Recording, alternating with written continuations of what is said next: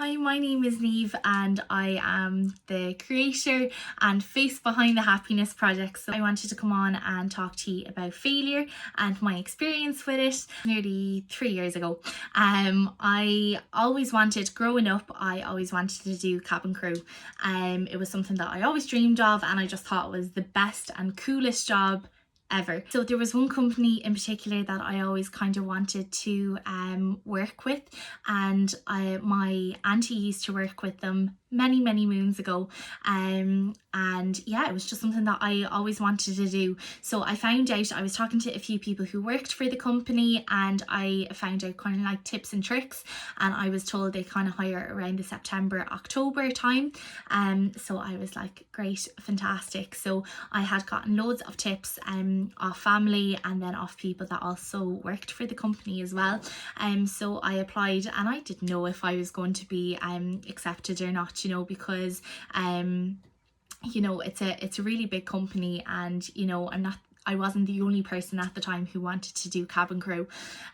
So I applied, and it was the best thing ever. I literally was getting through from stage to stage and I was so excited, absolutely couldn't believe that this was happening. So throughout the stages you kind of had like tests to see how like your English was, and to see what you're like in certain situations. Like kind of customer service is their major thing. It's just kind of certain like tests, and that I kept passing through each exam, and I was so ecstatic, I couldn't believe it. Each time I was getting through to a stage, I was like telling my work pals and I was telling my family and my friends. I was so excited. Then eventually I got a call and they were like, we would love to have you in for a physical interview. So I was getting loads of tips, and the thing that I was just told was to prepare and to just make sure that you were organised, and you have to bring a load of documents with you as well. So I had prepped, and I was so excited. So it felt like such a long day, but I was in there in total I think for 2 hours. So basically so many people apply and they kind of have to cut it down. So when I came in, I think I was in at like 9 o'clock in the morning, and when I came in, I say there was about 20 people. So you literally, like, there was a little desk, you came and registered, and then you sat down, and then you're kind of brought upstairs and you're asked for your arm measurements and your so that you can reach the overhead cabins, and then you're also asked for your height to be measured as well. So it was like simple things like that. So that was the first part, and I was brought upstairs, I say about half an hour later, for an interview. And to be honest with you, it was very daunting and it was very scary when you walked in, because you have 2 people interviewing you, and then I think there was like 4 or 5 other people that were getting interviewed at the same time. So they had like these boards up. So I was prepared for all the questions, and I asked a lot of customer service based questions, and yeah, I was so excited. And they were like, you'll hear from 2 to 4 weeks time. I went out to my granddad and I was absolutely buzzing, couldn't believe it, and I told my nana and I told my mom and my sister, and I waited till mid-January and I heard absolutely nothing, and I didn't hear anything in February. So I was like, right, not going to tell anyone, that's it didn't happen, c'est la vie, we'll try again next year. But March 6th came, which was my 20th birthday, and I got a call. They were like, hi, is this Niamh? And I was like, yeah, it is. And they were like, hi, this is the recruitment team. We just like to know that unfortunately we're not progressing your interview. And I was trying to hold back the tears, but I was like, okay, and thank you so much. So I was absolutely heartbroken, couldn't believe it, and I told family. And then the end of March came and I got a call and they were like, hi, this is the recruitment team.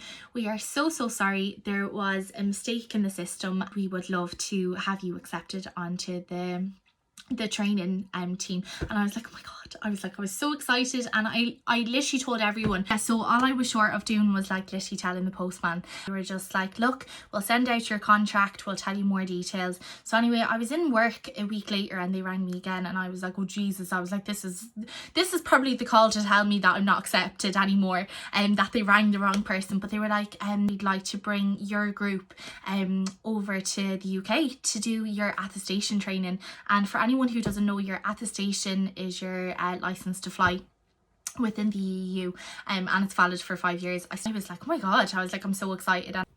I handed in my notice to my job. I was super excited, and I was also really nervous at the time as well, but I just knew this was the start for me. May 13th came, my mum and my little sister came to drop me to the airport, and I had met an incredible bunch of people that I did my training with till the very end. So anyway, we flew off to the UK for 2 weeks, and it was tough, but it was such great crack. Like, they paid for our accommodation, and like, we were looked after so well, and that's one thing that I'll never forget. It was such a great experience over in the UK, and it was a week and a half over in the UK, and we did our swimming training. I was scarred for life because like I'm not skinny, like, and it was a struggle trying to get onto the little boat, but anyway, we got there in the end. It wasn't glamorous, and then we did our fire safety training. Like, we did an awful lot, and it was amazing. So anyway, came home, and I decided to move in with my nana and granddad just because it was kind of closer to the airport, and I knew it wasn't going to be easy. So I was there for nearly 4 weeks. I was getting up at 3:30 in the morning, you know, by the time that you're showered and dressed in the morning, have your breakfast, make your lunch, kind of walk up to the bus. It was like 5 to get the bus at 5:15, and you know, you'd get to the airport for about 7, and then you start your training at 7:30 till like 5:30, 6. So like, it was an awful long day.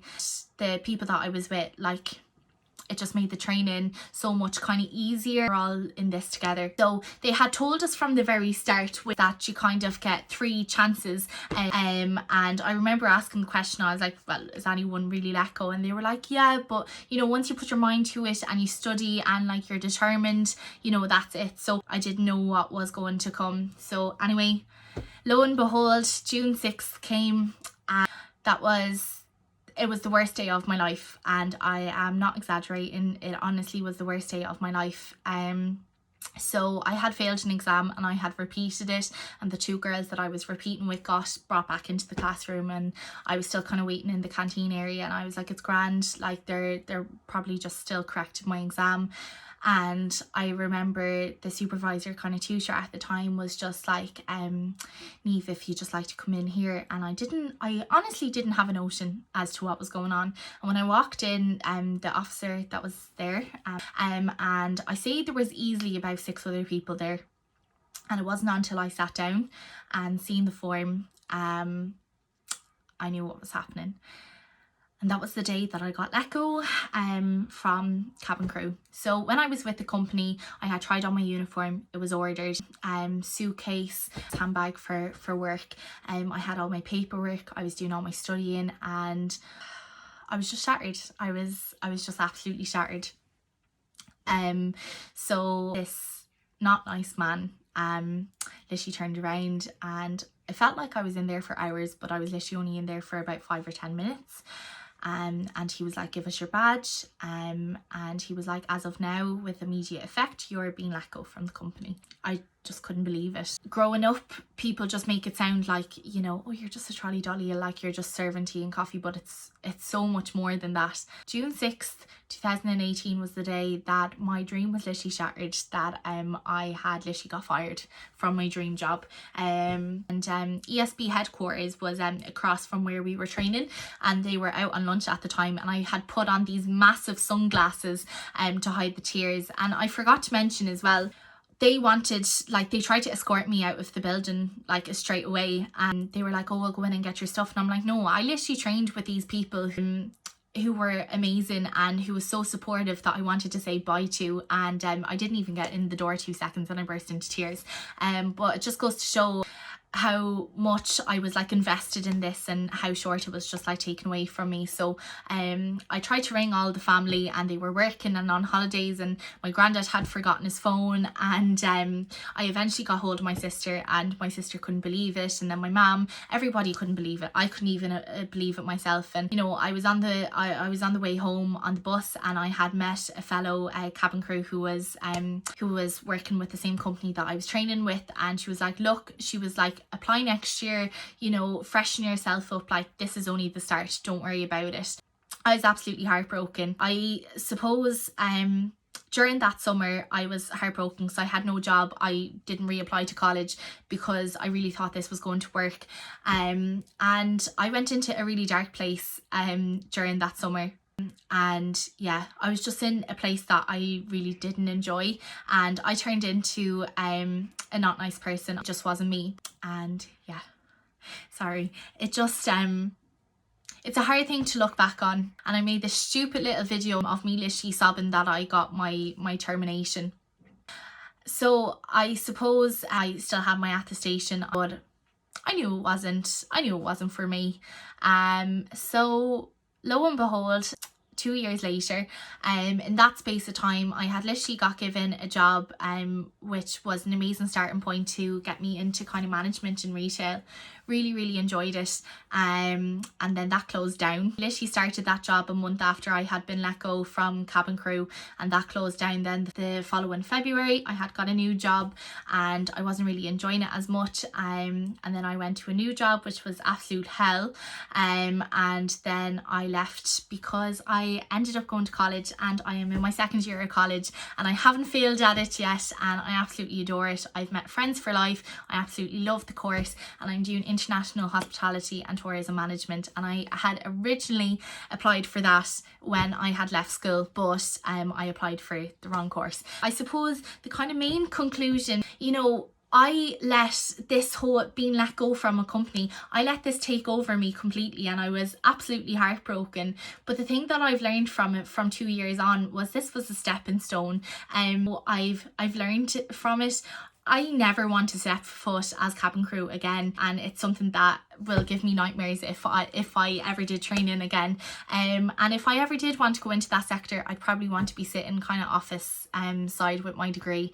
But my advice to anyone is to not give up on your dreams, and sometimes something that can be your dream and you go and pursue it can turn out shit and it's not meant to be, but you have to discover this for yourself. I suffer with anxiety, and that is part of the reason why I wanted to set up the Happiness Project, was for people to be able to see that, you know, not all stories have negative endings to it, that you can kind of turn your life around, and you know, it's not the end of the world if you fail, you know.